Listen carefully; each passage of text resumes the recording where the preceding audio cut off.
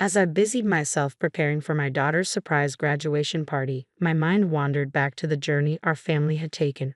Raising 3 kids on my own after the divorce was tough, but those challenges brought us closer and made moments like this feel even more precious. I hummed a cheerful tune while arranging decorations when suddenly, a knock interrupted my thoughts. I briefly considered sending my son Anthony to delay whoever was at the door, but when I opened it, I was taken aback by an unexpected visitor. "Hey there," he greeted, waving casually.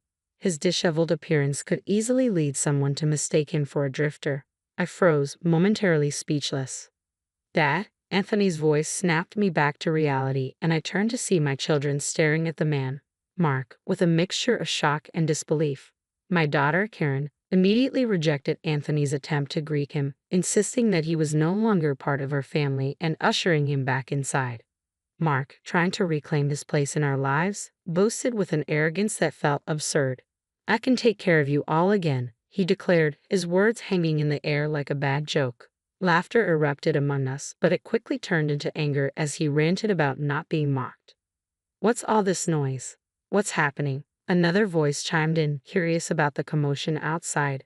Taking a deep breath, I knew it was time to confront my ex-husband decisively. "Let me introduce you to our lives now," I said firmly. "I'm Andrea, a 35-year-old balancing life as a stay-at-home mom with a remote job. Life hasn't turned out exactly as I envisioned, but I've built a successful career in an engineering advertising firm, nurtured valuable relationships, and discovered joy in my life." Our mornings are vibrant, filled with Anthony, my middle schooler, grumbling about not being woken up sooner, and my high school daughter Karen, who excels in academics but struggles with romance. Mark, my husband, once a mentor at work, now often loses himself in his phone, leaving me to manage our busy household. Through these everyday moments and unexpected challenges, our family navigates life's complexities, drawing strength from one another and finding joy in the journey, no matter how unpredictable it may be. When I first met Mark, he was earnest but quickly revealed a tendency to overlook important details and be unreliable during critical times. I never viewed him romantically, but his persistence eventually led me down the aisle, marking the first time I acknowledged my vulnerability to persuasion.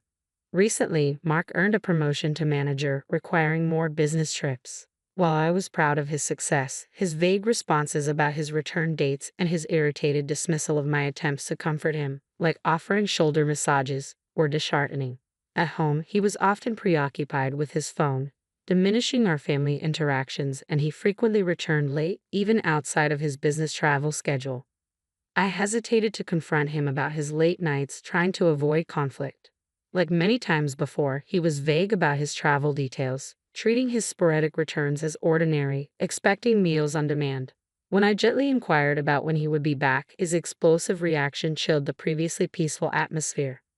I barely managed to hold onto a plate, apologizing for my question, only to watch him storm out of the room, leaving behind a mix of anger and guilt.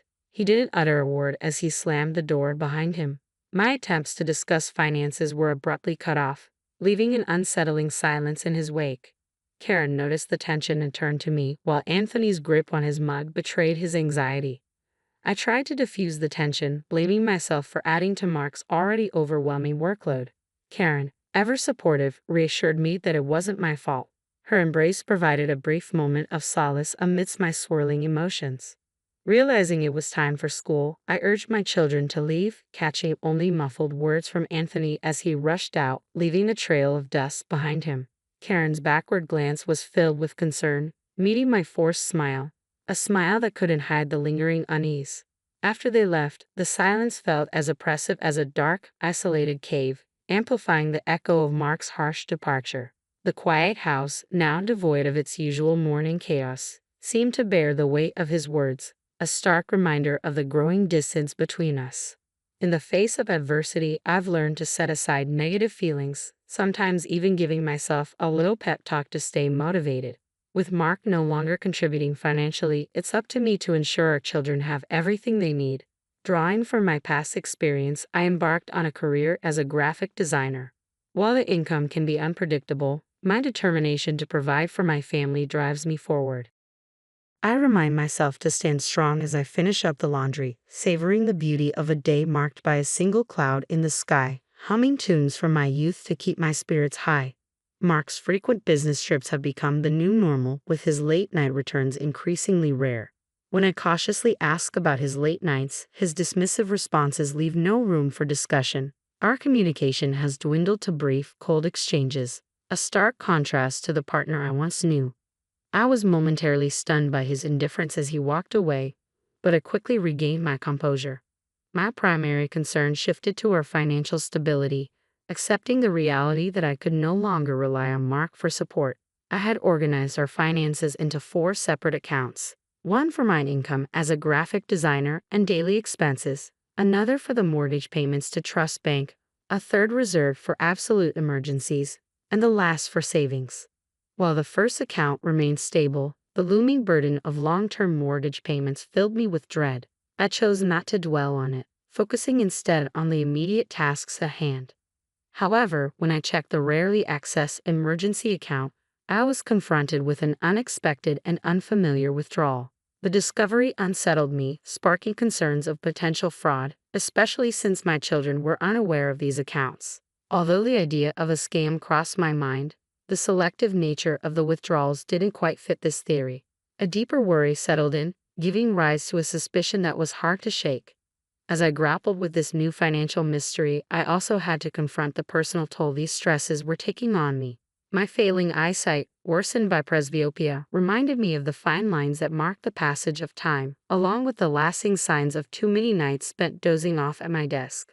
In this moment of reflection, I resolved to stop being so hard on myself. Instead, I chose to face reality head-on, focusing on resolving the financial anomaly and preparing for whatever challenges lay ahead, with or without Mark's support. My determination to protect and provide for my family remained unwavering despite the uncertainties. It felt like a distant dream to expect Mark to come home while the daylight still graced the sky, almost as unlikely as anticipating a sudden hailstorm tomorrow. As I watched the chicken sizzling on the grill, I braced myself for the inevitable critique from Mark about the meal's lack of excitement. Cooking had once offered brief respite from my daily worries, but now those moments were overshadowed by an increasing sense of dread. I had been mulling over how to confront Mark about the mysterious withdrawal from our emergency fund, knowing the kids would usually be sequestered in their rooms until dinner. I thought tonight might finally be the time to broach the subject, but finding the right words felt daunting. Just as I was wrestling with my thoughts, Mark excused himself to the bathroom, leaving me torn between relief at avoiding a difficult discussion and frustration at the missed opportunity. His phone buzzed on the table, displaying a notification from a name I didn't recognize. The temptation to investigate was overwhelming, especially knowing Mark would be occupied for a while. With my heart racing, I edged closer to the table and caught a fleeting glimpse of the message, but just then, footsteps interrupted me. I hastily returned the phone to its spot as my son Anthony asked about dinner. Almost ready, I reassured him, my mind racing with the realization that tonight's dinner complaints might extend beyond the culinary. Later, with the house enveloped in silence and my family asleep, I couldn't shake the urge to delve deeper into the mystery of that message. Driven by a mix of duty and apprehension, I tiptoed out of my room, motivated by the need to uncover the truth. Mark's steady snoring confirmed he was deep in slumber, thanks in part to the beer I'd encouraged him to have with dinner.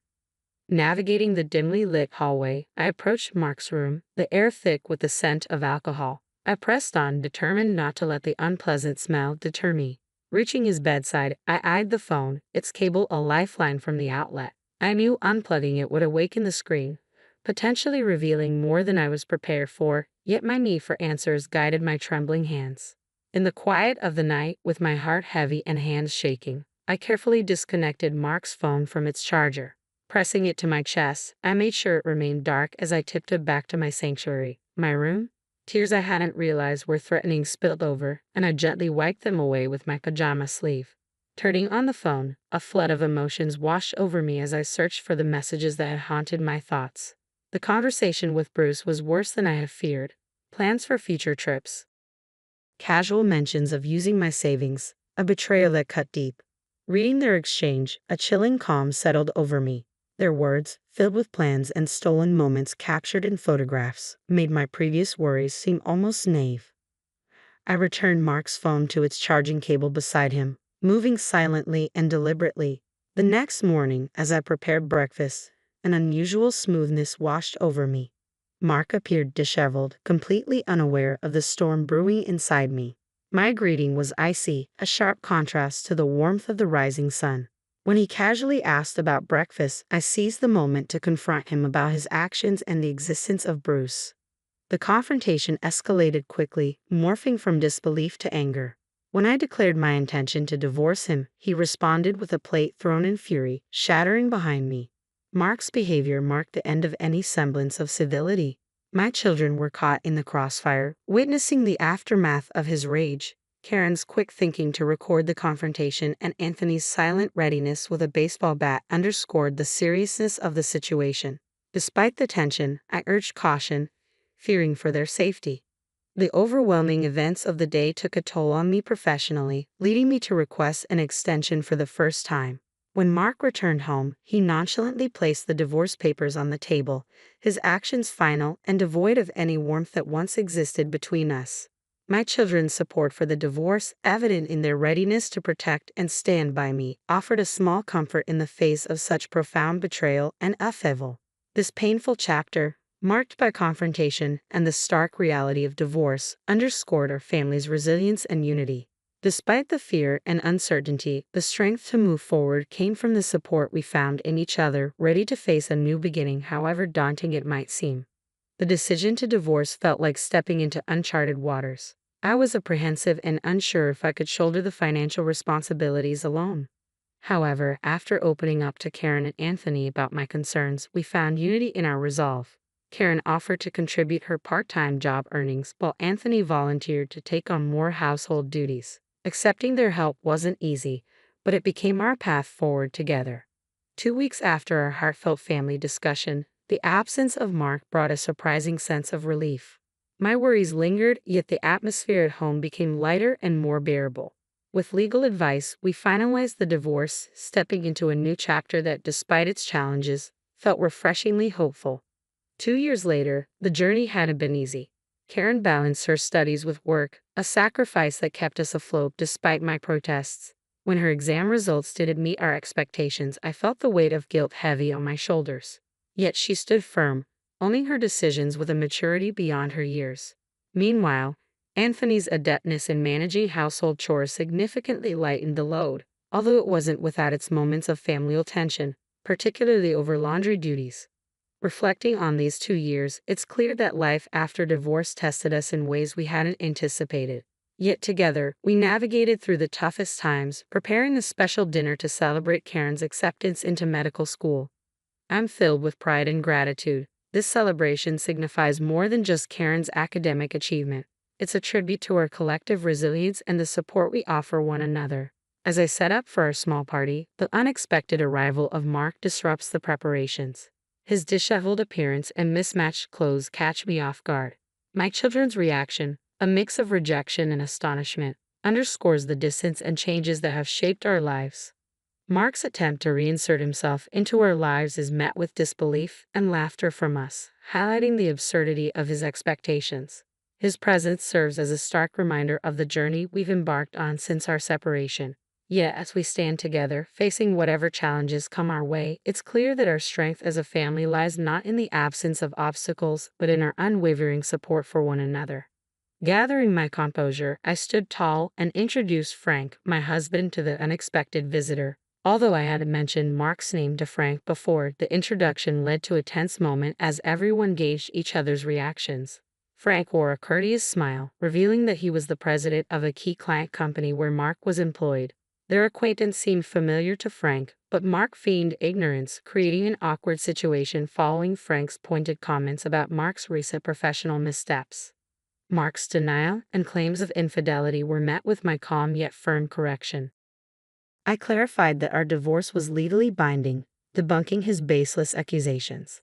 When Mark demanded alimony, I turned the tables by presenting evidence of his financial betrayal. The misappropriation of funds from an account designated for emergencies, which contained a substantial inheritance from my late parents. Confronted with undeniable proof of his actions, including the potential charge of forgery for illicitly withdrawing money without my consent, Mark found himself cornered into a settlement. He reluctantly agreed to pay back the $50,000 he wrongfully took and commit to alimony payments. This resolution was both relieving and bittersweet as I reflected on these developments over coffee. I pondered the future of the alimony payments, realizing how profoundly the incident had affected Mark's life. His financial misconduct had forced him to juggle multiple low-paying jobs just to meet his obligations. Frank's decision to sever ties with Mark's employer over ethical concerns was a stance I initially considered too severe. However, Frank assured me it was justified, emphasizing the importance of integrity in both business and personal dealings. This chapter, marked by a blend of vindication and contemplation, highlighted the resilience required to navigate life's unexpected turns. It served as a reminder of the strength found in standing up for oneself, the complexities of human relationships, and the sometimes harsh realities of consequences and redemption. Watching Frank's stern reaction to Mark's professional downfall left me with mixed feelings. Mark's life had taken a steep dive after losing a major client and subsequently his job. Now, struggling to stay afloat financially, he looked worn, his days of prosperity becoming a distant memory. Mark's sarcastic inquiry about Bruce only added to the grim picture, revealing that she had departed after accumulating the hefty debt for which Mark, as the guarantor, was left to bear alongside the alimony payments to me. Despite everything, I found myself feeling a pang of sympathy for Mark, even as he inquired about our children. Karen's success in medical school and the adversities she faced, alongside Anthony's newfound determination to specialize in legal matters, particularly infidelity, painted a picture of resilience and growth born from hardship. Mark's remark about my marriage to Frank, suggesting a begrudging gratitude, brought back memories tinged with both fondness and regret. His old habit of touching his ear when embarrassed reminded me of simpler times before life's complexities unfolded. The encounter ended with a polite gesture as Mark offered to pay his share, but I handled the bill swiftly, leaving no room for debate. As we parted ways, thoughts of my upcoming doctor's appointment and the news of expecting Frank's child filled me with anticipation. Karen and Anthony's reactions to the pregnancy news, a blend of shock, concern, and eventual support, highlighted the ever-present bond and care within our family. Frank's suggestion to take a break from freelancing during the pregnancy was met with my desire to continue working, leading to a compromise reached through a mix of determination and negotiation. Passing a joyful family on my way to the doctor, I reflected on my own happiness. A feeling of contentment enveloped me as I embraced the next chapter of our lives. The journey had been long and fraught with challenges, but it was these moments of love, resilience, and new beginnings that painted a picture of hope and fulfillment.